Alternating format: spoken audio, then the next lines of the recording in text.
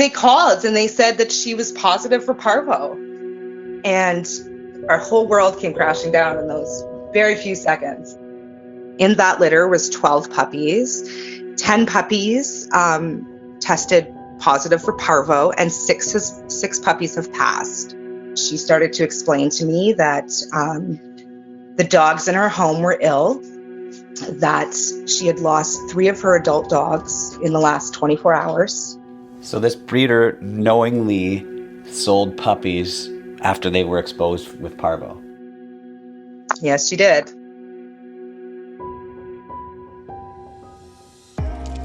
Hello, and welcome to Puppy Scammers. This is episode 6, The Incredulous. In this episode, we talked to Savannah. Savannah was recently sold a Staffordshire Bull Terrier from a breeder in Pembroke. Savannah and her young family would have the puppy only a few days before it would be diagnosed with parvo and euthanized. As you heard in the intro, 10 of 12 puppies tested positive for parvo. 6 are now dead. According to Savannah, the breeder lives in a residential home, has multiple litters of puppies, and several adult dogs all sharing the same space. The views expressed by guests are their own, and do not necessarily reflect or represent those of the Puppy Scammers team. What you're about to hear may be traumatic for some. Listener discretion is advised. This is Lola's story. Let's do this. I was online and I had been filling out some applications, and I was on a Facebook page and this picture popped up of this beautiful puppy. And I sent a private message to the poster and I said she was beautiful. And in return, she said she's available. And I was like, no way, I can't believe this. Oh my gosh. And what applications were you filling out? Sorry to interrupt. So just different rescue centers and things like that. I was trying to apply for a dog, but because I have a son at the time that was 4, getting approved was really difficult. Yeah, so they, I just kept searching and searching, and it was kind of like a miracle that we had fallen upon this picture and she was available. And a family apparently had just backed out on her, and she was in our area. And so it was kind of like, she was like, hey, we're close to you. Tell me about yourself. So I did. And I explained that, I have children in the home with autism, and we were looking for a therapy dog to come and join us. And she said that we sounded perfect. And she said she would come. She would come and bring this puppy. She was $800. We got the funds together and we waited. And within 24 hours, we owned this puppy. So she brought the dog to you guys. You didn't go to the house? No, we did not. No. She was already en route. She said that she was delivering other puppies. There was multiple puppies. And so she came to our house. She showed up at the door with this little puppy that honestly looked like she just rolled out of a dumpster. She was the cutest little thing. She looked like she needed a bath. It was a long car ride. But she was beautiful. She was perfect. Her name was Lola. And so she came to our home. We had an amazing day with her. We were reassured she was in good health. And we started to live happily with our new member. And then how long did it take before you noticed there were issues with the dog? 3 days. I've never owned a puppy before. I've always rescued animals that were older. This was our first experience with a puppy. I was honestly extremely uneducated. There was a lot of red flags that I see now that I didn't at the time. But on the 3rd day with us, she was just super sleepy. I chalked it up to her just being a puppy. She was very lazy, very cuddly. It wasn't until I got a message from a different owner. So somebody else had purchased a puppy from this litter, and they reached out to me and explained that They just brought their puppy in, and their puppy had multiple issues like giardia, mites, skin infections, all this stuff. So I was like, oh my God, like that's crazy. So I looked over at the puppy, Lola, and it made me nervous because I was like, well, maybe her being sleepy and tired isn't normal. I thought we just had played her out and, she was sleepy. So I decided that I would call the vet that the breeder used and just get some information and make sure that she was good to go. So accidentally, I didn't realize that I was calling the breeder's cell phone number, thinking that I was calling the vet. And when she answered, I was like, "Oh, I'm like, sorry. I was just calling. I was trying to call the vet." And the breeder was really upset, and she was crying, and she started to explain to me that the dogs in her home were ill, that she had lost 3 of her adult dogs in the last 24 hours. Somewhere in there, she mentioned parvo. I'm not sure. It was just really, really fast. Everything happened so fast. So I hung up the phone with her and I called the vet. And they explained to me that they couldn't release Lola's vet history because the breeder had still owned the file. And she didn't release that information. But what they did tell me was that the breeder had been in with dogs that had died, and that they urged me to take my puppy to an emergency vet. So then I started like freaking out. I was like, oh my God, okay, like I'll do that. I called, we actually had an appointment the next day for our first check-in with our new vet. And I called them first. And they said that they couldn't take me a day early, and if I was suspecting parvo, that I needed to go to the emerge. So I hung up the phone, I called the emerge vet, and I told them what was happening. And they said, okay, bring her over. So single mom, I had all my kids with me. We got in the car, we drove over to the vet, and she was like dying in my kids' arms. It was so sad. We got to the vet. We were all in the parking lot waiting. COVID, had just happened. We weren't allowed in. Even the puppy, even Lola wasn't allowed in. So we stood outside and they swabbed her. And we waited in the car with the completely lethargic puppy with my children crying, waiting for these waiting for someone to call us and tell us what our fate was, basically. And they called and they said that she was positive for parvo. And our whole world came crashing down in those very few seconds. And they told me that possible treatment could be anywhere between $5,000 and $10,000. I don't. It's not reasonable for me. I don't have that kind of money. I told them that, and they said that they would prepare the room for euthanasia. Sorry. And I couldn't let that happen. I was like, I can't do this. I can't believe this is happening. My kids are hysterical. I didn't mean to expose them. I didn't know this was going to happen. So I sat outside the car and I called every person I knew. Every person, every rescue, until somebody answered the phone. I put a post up on Facebook, animal pages, and somebody reached out, and it was Canine Crusaders. They reached out, they called me back, and I told them what was happening, and they said, okay, I'll meet you at your house. And I rushed out of there, and I rushed over to my home, and I met with this wonderful woman who we didn't even have time to arrange anything. I gave her my car. I signed my rights over to Lola, and she took off to Toronto to try to save her. And she spent 4 days in 3 different hospitals. The last hospital she was in, she was actually with her sibling when she passed away. So she didn't make it.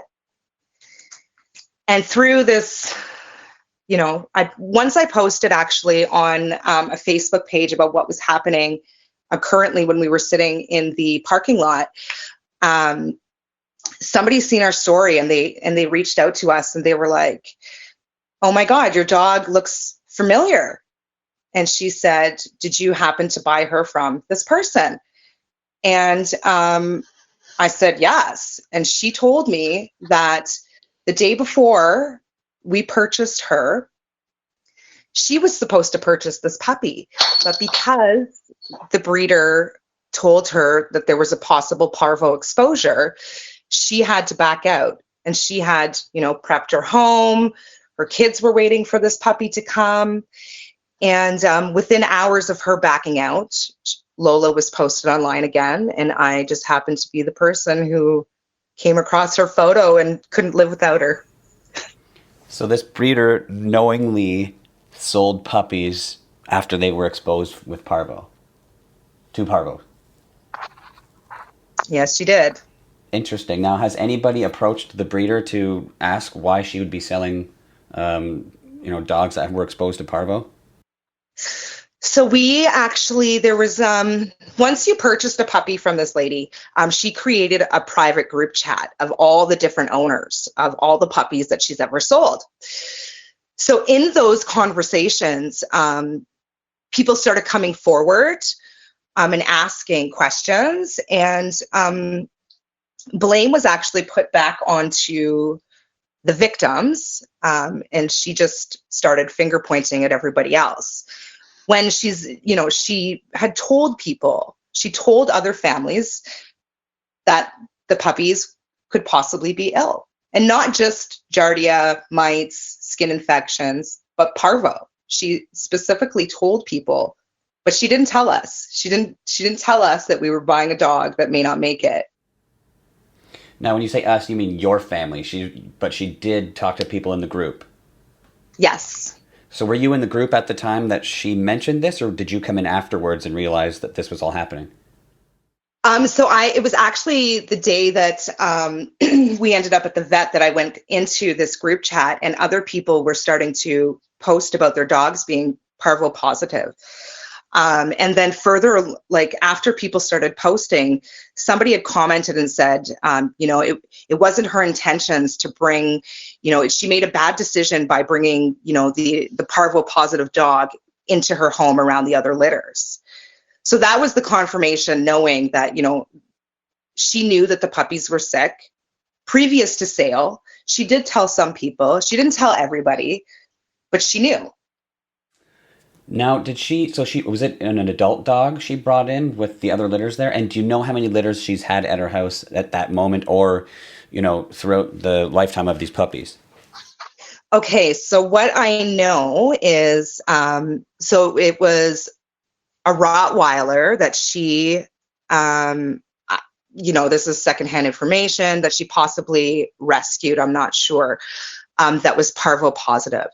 And she brought that dog into the home with the other dogs. So there was 3 litters that went through her home in 3 to 5 months. There was 3 separate litters in the home with the parvo positive. Wow. So at any time, when you got your puppy, was there separate litters from that litter as well? Like, are you saying that she had 3 litters in there at the same time, or 3 litters went through her home? So right before our litter was born, there was already a litter in the home that had just been born. They're only, I think, like a month older than our dogs. Sorry, I always say our dogs, but and then she had a pregnant dog on the premises as well, who gave birth within days of parvo being in the home. Wow. So 3 separate litters. And so is this a residential house? So I can't even say it is a residential. It's actually an apartment from what I understand. So in the apartment, there was multiple litters of dogs. Which is illegal. She legally cannot have a kennel license where she is. So what she's doing is completely illegal. Absolutely. And so have you And guys? she knew. Sorry, go ahead. She knew these puppies were sick as she did this to families, and then blamed us. So what kind of recourse do you guys have now? What's happening? Like, have you guys contacted her? Is she being forthcoming? What's the deal? So she actually blocked me on Facebook shortly after I asked her if she knew about the parvo. She blocked me before the passing of Lola. And I was unable to have contact with her.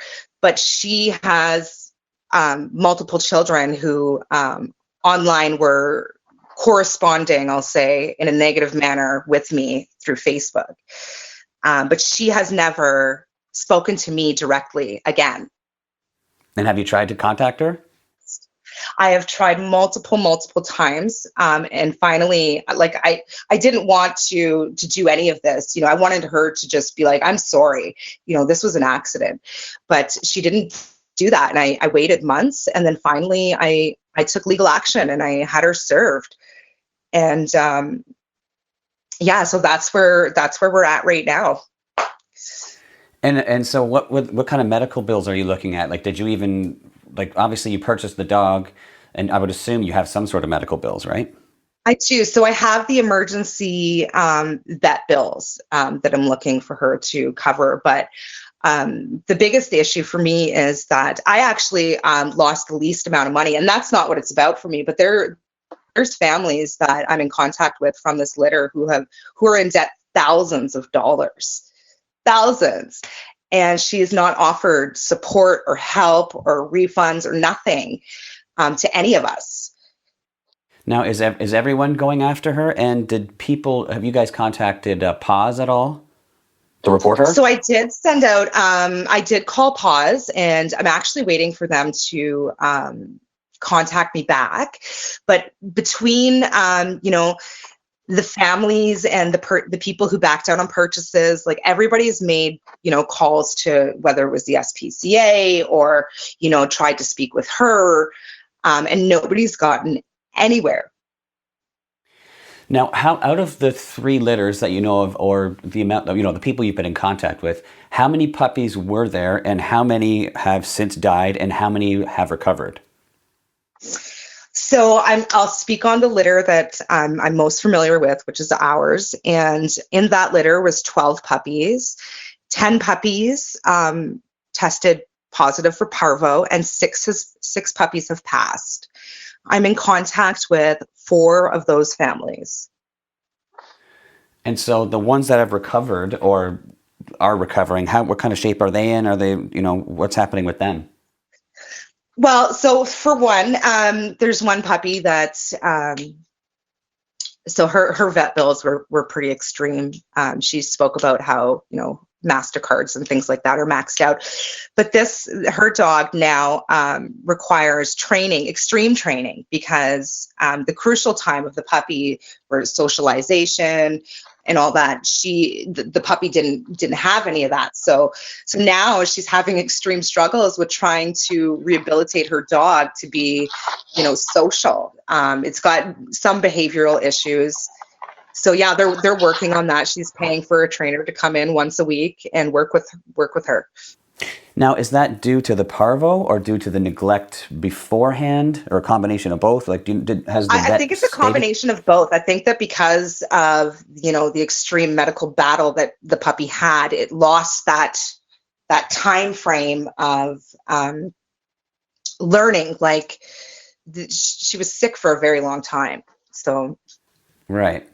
Now, back to your puppy. You said within 3 days you noticed there were some issues. Now, what did you start noticing first? Like, give us a little bit of a breakdown on from day 3, which is similar to what happened with us. It was almost only a couple days later. What happened from that time? It was just Lola just not being active.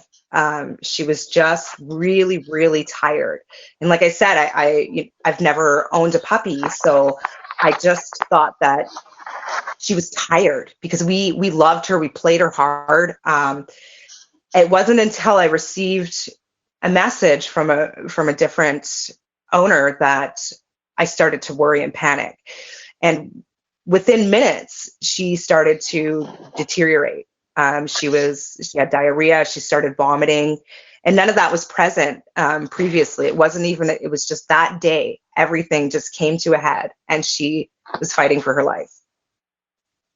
Yeah, and then you took her there, and they basically said, it's going to cost a fortune, or you just euthanize the dog type thing, or like Absolutely, that's what they said. You pay this bill, or we'll put her down. And I couldn't do that. I had my kids in the car watching me. I couldn't let that happen. And how old are your kids? As hard as we could. So I have twins that at the time were 12, and my son at the time was 4. And we Canine Crusaders stepped in and started all of these raffles and trying to raise money to cover the cost of all of her medical care. And they were amazing. It's just Parvo was too powerful. Now, did the vet say, so when you obviously spoke to the vet that inoculated these dogs initially? So I still am unable to get any information because the file has still not been released. So I only have my documentation from the emergency veterinarian office that has, they wrote in the forms that, Parvo is a 7-day incubation period at a minimum. It could be up to 14 days. So that there's no way that Lola was infected with Parvo in our care. So I still have not received any documentation from the breeder's vet. So when you purchased the dog, when she dropped the dog off at your house, did she say why she was delivering the dog? And B, did the dog come with any sort of paperwork? So she said that she was, because of the virus, that coronavirus, that she was delivering the puppies, so that I'm assuming that, she wouldn't have multiple people on her property. So the puppy did come with a form for saying that it had a couple of shots. Those forms are actually still at the hospital, but they're identical to the other owner's papers. And I'm unsure if they're even valid. I have no idea. I can't get any further information from. I'm surprised that the vet that did the initial inoculations won't give you that information when you have the dog. When you had the dog in your possession, did they say why? They said because when the puppies were in that vet, they belonged to somebody else, and legally that file is secret, like it's confidential. It belongs to the breeder. The breeder would have to release the information from that file for it to be legal for me to have. That's so interesting.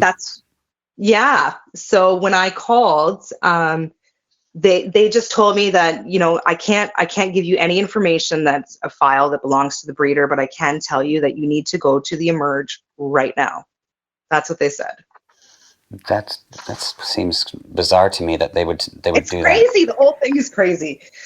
Now, out of all these other people that you're talking to, has anybody else, out of all 6 puppies, are you in contact with all these people, all the puppy parents?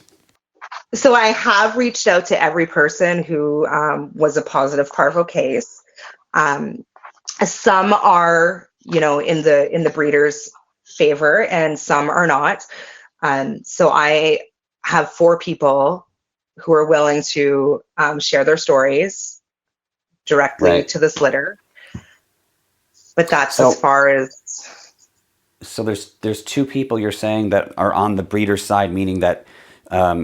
What does that mean exactly? That they're sympathetic? So she has a couple of friends. I'm assuming they're friends that purchased puppies off of her. And saying that it's not her fault, and I don't believe that she infected these puppies with Parvo on purpose. I do believe it was an accident, but however, she knew that the puppies were sick previous to sale is the issue. So there's a lot of headbutting between some people. Some people's dogs survived. So they're like, they don't see it in the same light. In our family, our dog passed away, and we had no idea that she was possibly parvo positive. Not even a clue. So there is some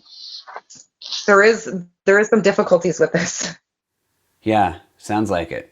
I don't know. Well, I hope for everybody's sake that this person can no longer do this. Obviously, they're not doing it ethically. And it's highly contagious. So once it's in the house, it's difficult to get out. So any dogs that come through there now are going to, run the risk of the same fate, right? Absolutely. Absolutely. And it lives on a surface for a very, very long time. Yeah. And you're saying that do you know if they're still breeding dogs currently?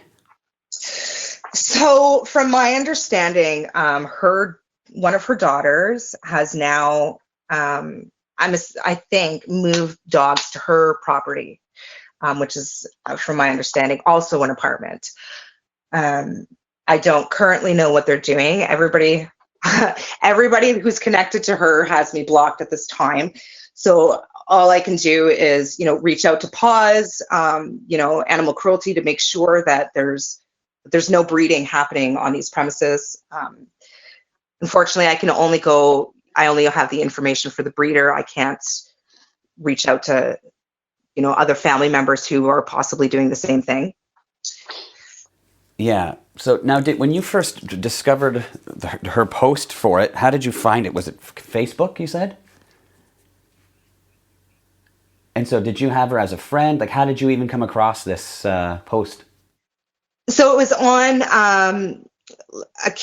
a community page, and I went, it was on a bully page, I should say, and she posted just this random picture of a puppy. And I was like, oh my gosh, she is so cute. And I sent her that in a private message, and she said, well, she's available. Okay, so this was done on like a pit bull like Facebook group or something. Yeah. Now, do you know is that the only place she sells her dogs, or does she sell them elsewhere? So there is multiple places that she posts the animals that I'm not familiar with, but two of the ladies that I'm in contact with know way more about her than I do. Okay. And I'm hoping that they reach out to you. Yeah, okay. So do you know if she has a website, or does she have like a kennel name or anything like that? I mean, apart from, obviously you don't want to name her, right? But is there any kennel that I can research, or anybody else can stay away from? Do you know? You know what? I don't know any specific. I'm comfortable with sharing her name because that's all I know. I don't know a kennel name. I don't know. I just know that she posts. She waits for people to comment on other people's postings, and then she private messages these people saying, "Oh, hey, I have puppies for sale too," and that's how she gets them. So I wonder if this has happened before, and she's just trying to float under the radar, and that's why she's doing it this way. I have no idea. I just know that it's shady. It is very shady. Okay, well, that's interesting. Is there anything you've left out, or any details you'd like to share, apart from everything you've already said? I'm not sure. It's been a crazy ride. It's been very negative.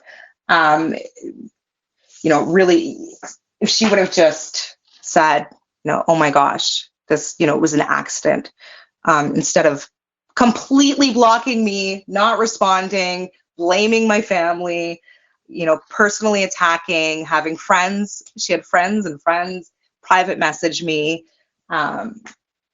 Just ridiculous. Yeah, I find it hard to believe that she could even attempt to blame you when this happened to 10 out of the 12 puppies, right? Like 10 were tested positive for parvo? Yeah. So each one of these households had parvo in their house beforehand, I guess. Yeah, that's what she's saying. Wow. She actually responded to my court documents with about 700 pages of just, I haven't even read it. I won't even open it. I don't want to read it.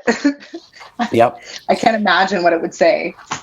Now, so what happens now? So you've served her with the papers, and then do you have a court date? Like, how does it work? Not yet, because COVID has messed up some things, but we may actually be amending my personal claim and having some other members jump on board. I'm hoping for a class action lawsuit to make sure that, these families are compensated and that she's held responsible for what she's done. Yeah, that's certainly a good idea, simply because of the amount of people. And if she's already admitted to it, you kind of have her backed into a corner. So I think I would pursue this wholeheartedly if I were all of you. Yes, that's my plan. And like I said, there's a couple other families that are willing to speak with you and come forward in other ways. And it's so healing to see all these families finally ready to share their stories, because for a long time they were intimidated and scared and, pushed back. And I'm grateful that I had the strength to, not let it die down and be Lola's voice, and for these families to see that it's okay to talk about it, and that it is wrong. What she did was not okay. I was so uneducated when it came to purchasing a dog, especially a puppy, what you're to look for, red flags. So if there's somebody out there that can learn from, the mistakes that I made, I don't like calling it a mistake, because Lola, even though her short life with us, it was phenomenal. She changed my life forever. So if somebody else can take from these stories and make better decisions. That's what the goal is, really. I'm really happy that you've shared your story with me, and I look forward to hearing from them too. I know I've been sort of corresponding online with one other person, so I'll gladly have them come on and share what happened with them, and we'll keep tabs on what's happening with this, and please keep us updated. Absolutely. Awesome. Well, thank you so much. Thank you very much. Thank you for listening. We hope this story will prevent you from making the same mistakes when purchasing a puppy. Under no circumstance should you ever purchase a dog without knowing where it's coming from and the conditions it's been living. Be diligent and make sure to ask the right questions before purchasing a puppy. And of course, consider adopting. On the next episode of Puppy Scammers. They can have up to 500 or more roaming loose adult large breed dogs roaming around their areas. These isolated areas that don't have access to vet care, nor do they have access to rescue resources. They once or twice a year go around to the entire community and usually shoot every dog or every roaming dog without a collar.